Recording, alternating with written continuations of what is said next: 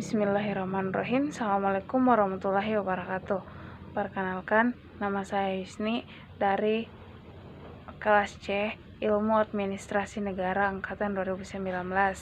Di sini saya akan menjelaskan perkembangan ilmu administrasi publik dari paradigma pertama sampai paradigma kelima. Paradigma pertama dikatakan dikotomi politik administrasi tahun 1900 sampai 1926. Menurut Frank J. Goodnow dan Leonard Dewey dalam bukunya Politics dan Administration menyatakan dua fungsi pokok dari pemerintah yang berbeda. Yang pertama, fungsi politik yang melahirkan kebijaksanaan atau keinginan negara.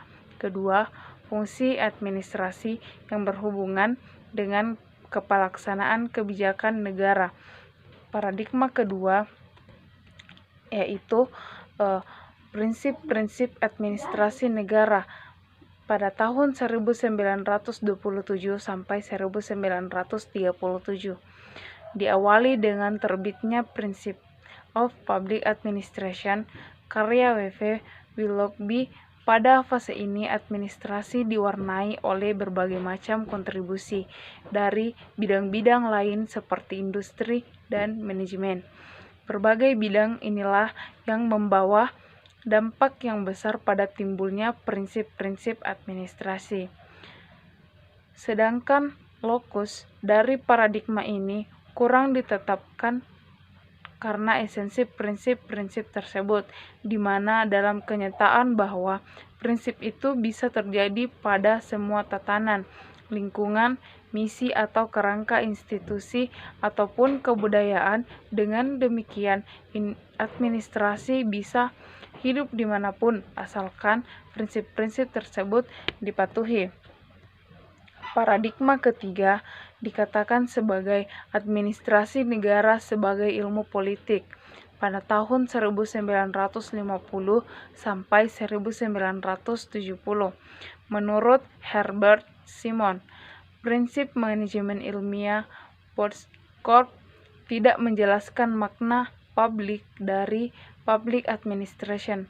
Menurut Simon bahwa Postcorp tidak menjelaskan apa yang seharusnya dilakukan oleh administrator publik terutama dalam decision making. Kritik Simon ini kemudian menghidupkan kembali perdebatan dikotomi administrasi dan politik. Kemudian muncullah pendapat Morstein Mark, Element of Public Administration, yang kemudian kembali mempertanyakan pemisahan politik ekonomi sebagai suatu hal yang tidak realistik dan tidak mungkin. Paradigma keempat dikatakan sebagai administrasi negara sebagai administrasi pada tahun 1956 sampai 1970. Istilah administrasi digunakan dalam paradigma 4 ini untuk menunjukkan isi dan fokus pembicaraan sebagai suatu paradigma. Pada fase ini, ilmu administrasi hanya menekankan pada fokus.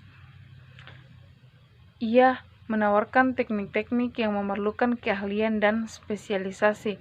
Pengembangan paradigma keempat ini bukannya tanpa hambatan. Banyak persoalan yang harus dijawab seperti misal adalah apakah jika fokus tunggal telah dipilih oleh administrasi negara, yakni ilmu administrasi, apakah ia berhak bicara tentang publik atau negara dalam administrasi tersebut, dan banyak persoalan lainnya. Paradigma kelima dikatakan sebagai administrasi negara sebagai administrasi negara pada tahun 1970. Pemikiran Herbert Simon tentang perlunya dua aspek yang perlu dikembangkan dalam disiplin ilmu administrasi negara. Ahli administrasi negara meminati pengembangan suatu ilmu administrasi negara yang murni. Suatu kelompok yang lebih besar meminati persoalan mengenai ilmu administrasi negara. Lebih dari itu, administrasi negara lebih fokus ranah-ranah ilmu kebijaksanaan dan cara pengukuran dari hasil-hasil kebijaksanaan yang telah dibuat. Aspek perhatian ini dapat dianggap sebagai mata rantai yang menghubungkan antara fokus administrasi negara dengan lokusnya.